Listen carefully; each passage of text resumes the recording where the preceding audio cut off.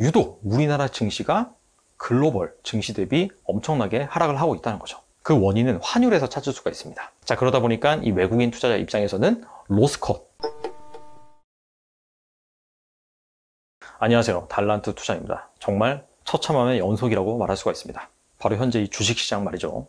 자, 그런데 더 열받는 것은 무엇이냐면은 유독 우리나라 증시가 글로벌 증시 대비 엄청나게 하락을 하고 있다는 거죠. 미국은 그렇다 치고 동시간대 거래되는 아시아 증시와 비교를 해봐도 코스피 지수의 하락률이 두드러집니다. 오늘 코스피 지수는 8% 급락을 했는데 니케이 그리고 상해, 항생 즉 이 아시아 증시 같은 경우에는 그 정도의 하락률은 아니었습니다.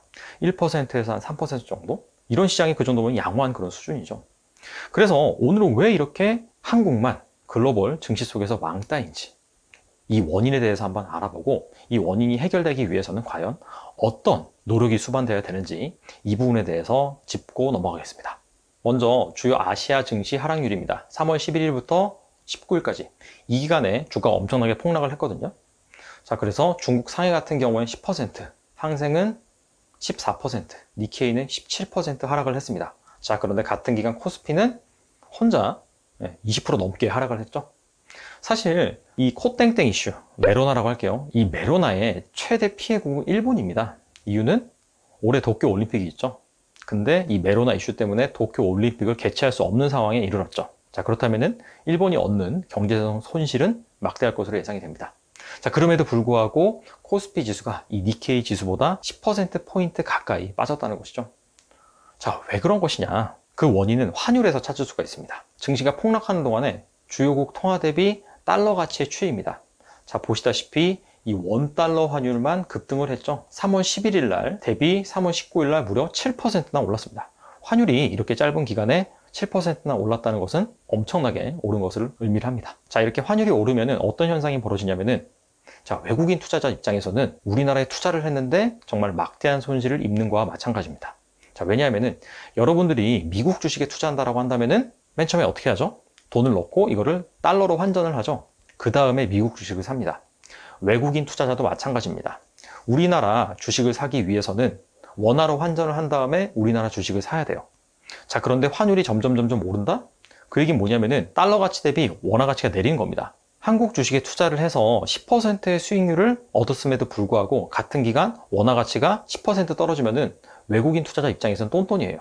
자, 그런데 최근에 이 메로나 이슈 때문에 글로벌 증시가 급락을 하고 있죠. 자, 여기에 엎친 데 덮친 격으로 원달러 환율이 막 상승을 하고 있습니다. 즉 손실이 배가 되는 것이죠.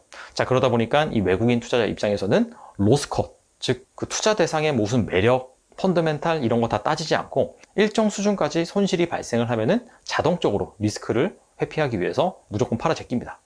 자, 그러다 보니까 이런 것들이 악순환이 돼서 우리나라 증시가 정말 폭락을 한 것이죠.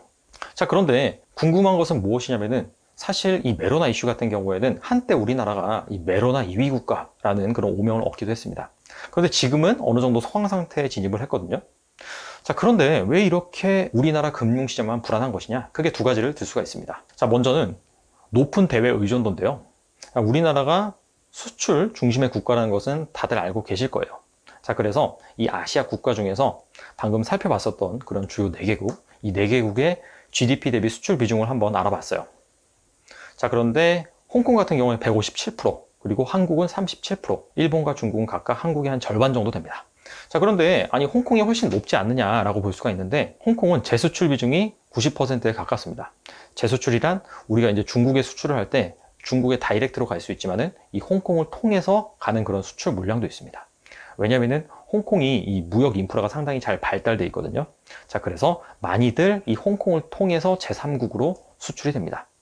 자, 그래서 이런 재수출을 제외한 순수 수출만 따져본다라고 한다면은 홍콩의 그런 GDP 대비 수출 비중도 한 10%에서 20% 정도 될 것이다. 즉 한국이 이렇게 수출 비중이 높은 것은 맞다라고 볼 수가 있겠고, 문제는 이 메로나 이슈가 한국에서만 잘 해결돼서 해결될 게 아니라는 것이죠. 왜냐하면은 우리나라는 수출 비중이 큰데 지금 이 글로벌리 메로나 이슈 때문에 모든 국가들이 폐쇄적으로 지금 스탠스를 취하고 있잖아요. 국경의 문을 닫고 입국 제한을 하고, 자, 그러다 보니까 아무래도 이 수출에도 부정적인 영향을 미치겠죠. 우리나라가 수출을 할 때 수출을 하고 이 판매 대금을 대부분 달러로 받습니다. 자, 그래서 이렇게 달러가 유입이 잘 되면은 원달러 환율이 잘 안정이 될 수 있어요. 자, 그런데 이렇게 수출길이 막히고 그래서 달러가 부족해지면은 보시다시피 이렇게 원달러 환율이 오를 수가 있는 것이죠. 그리고 두 번째 같은 경우에는 우리나라 시장이 외국계 자본의 접근성이 상당히 높습니다. 접근성이라고 한 것은 자, 들어올 때도 쉬운데 나갈 때도 상당히 쉽다. 자, 그래서 이거는 이제 구글에서 어떻게 검색하면 나오는 그런 이미지냐면은 외국인 한국 증시 ATM기 이렇게 치면은 보시다시피 이 외국인이 한국 시장을 거의 ATM기 수준으로 판단하고 있다라는 그런 기사가 수두룩하게 나옵니다. 자, 이게 무슨 말이냐면은 외국인이 뭔가 급한 상황에서 뭐 지금과 같은 메로나 이슈라고 볼 수가 있겠죠. 이런 상황에서 이 신흥국 위험 자산을 팔아치우고 달러로 회수해 갈 때 가장 먼저 그리고 가장 강한 매도 신호를 보내는 나라가 바로 한국이라는 거죠. 즉 한국 투자 자산을 팔고 달러를 회수해가는, 즉 한국을 이 외국인들의 ATM기 수준으로 판단한다는 것입니다. 그 이유는 뭐냐면은 우리나라가 세금, 수수료, 그 다음에 투자를 들어오고 나가는 그런 프로세스가 다른 그런 아시아 주요국보다 훨씬 간편하고 그 다음에 비용도 저렴합니다. 그러다 보니까 한mon이라고 하죠. 이 모멘텀을 추종하는 그런 외국계 자금들이 우리나라에 확 치고 들어왔다가 확 빠지는 그런 플레이가 가능하다는 것이죠. 자, 그래서 보시다시피 이렇게 위기 상황이 닥치면은 외국인들이 우리나라 주식을 앞다퉈서 팔아치운다, 이렇게 볼 수가 있습니다. 특히 지금 같은 상황은 어떤 상황이냐면은 보시다시피 이거는 금 가격이거든요. 원래 금은 대표적인 안전자산입니다.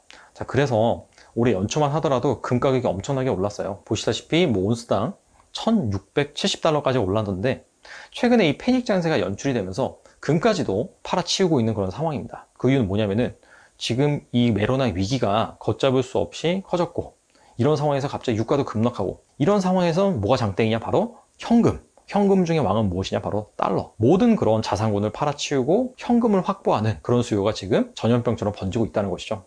그러다 보니까 이 글로벌 증시에서 돈을 빼기 가장 쉬운 우리나라가 타겟팅이 되었다. 자, 이렇게 정리를 할 수가 있습니다. 자, 그래서 이렇게 환율이 불안정해지고 계속해서 원달러 환율이 오른다면은 악순환이 반복될 가능성이 높거든요. 자, 그래서 정부 같은 경우에는 선물환 포지션을 확대하는 것을 은행이 용인을 해줬습니다. 간단하게 말씀을 드리면은 은행으로 하여금 달러 자산을 많이 확보할 수 있는 그 한도를 열어줬다라고 볼 수가 있는데요. 자, 하지만 그럼에도 불구하고 이걸로 부족하다. 자, 그래서 미국과 통화 수합을 체결해야 된다, 이런 목소리들이 나오고 있습니다. 실제로 정부도 이런 것들을 검토하고 있다라고 밝히기도 했고요. 통화 수합은 무엇이냐면은 한마디로 이 통화를 교환하는 거예요. 우리나라가 일정량의 그런 원화를 미국한테 주고 그 다음에 그 일정량의 달러를 가지고 와서, 즉 원화와 달러를 뒤바꾸는 거죠. 자, 그래서 외환 보유고를 넉넉하게 채운 다음에 그걸로 인해서 우리가 달러 환율을 안정적으로 끌어가겠다. 자, 그런 거죠.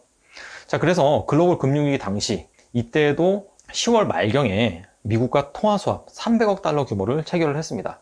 그래서 당시에 원달러 환율이 거의 1,500원이었는데 일시적으로 안정되긴 했어요. 물론 그 뒤에 금융시장이 더 불안해지면서 급등하긴 했지만요. 자, 그래서 사실 이 통화수합 같은 경우에도 급한 불은 끌 수 있지만은 근본적인 해결책은 아니다. 자, 그렇다면 어떤 상황이 벌어져야 되느냐? 자, 첫 번째는 결과적으로는 이 외국인 투자자가 우리나라에서 돈을 급하게 빼기 때문에 원달러 환율이 오르는 거거든요. 자, 그래서 이 외국인 투자자들의 자금을 우리나라에 오랫동안 유치할 만한 그런 매력이 있어야 된다. 자, 그래서 대표적으로 배당을 많이 주는 그런 방법이 있습니다. 주요국 증시의 2017년도 배당 성향이거든요. 자, 보시다시피 이 선진국 증시 같은 경우에는 배당 성향이 전반적으로 높습니다. 좀 의아한 것은 무엇이냐면 중국, 일본이 우리나라 증시보다도 배당 성향이 높다. 한국 같은 경우에는 가장 낮은 그런 수준이고요. 자, 그러다 보니까 오랫동안 우리나라 주식에 투자할 이유가 외국계 자본 입장에서 없다는 것이죠. 자, 그래서 전반적으로 우리나라 그런 기업들 같은 경우에도 배당을 확대를 해서 장기적으로 이 외국인 투자자가 오랫동안 투자할 수 있는 그런 환경을 마련해 줘야 된다. 그리고 두 번째는 무엇이냐면은 이건 상당히 구조적인 문제이긴 합니다. 이게 오늘자 기준으로 코스피 시가총액 1위부터 10위까지 기업들의 현황을 표로 정리한 것입니다. 보시다시피 삼성전자, SK하이닉스, 삼성전자, 우, 반도체라고 볼 수가 있죠. 이 두 개의 기업이 차지하는 시가총액이 340조가 됩니다. 그런데 오늘 이 코스피 지수의 시가총액이 1000조가 붕괴가 됐거든요. 즉 삼성전자, SK하이닉스, 이 반도체 두 기업이 코스피 시장에서 차지하고 있는 시가총액 비중이 34%, 35%, 즉 3분의 1이 달한다는 것이죠. 어떻게 보면은 해외 투자자 입장에서는 우리나라에 투자를 할 때 정말 반도체, 그것도 메모리 반도체만 보고 투자를 한다라고 볼 수가 있겠죠. 자, 그렇다 보니까 이 반도체 업황이라든지 IT 업황에 따라서 우리나라 증시의 변동성이 커질 수밖에 없다, 이렇게 볼 수가 있습니다.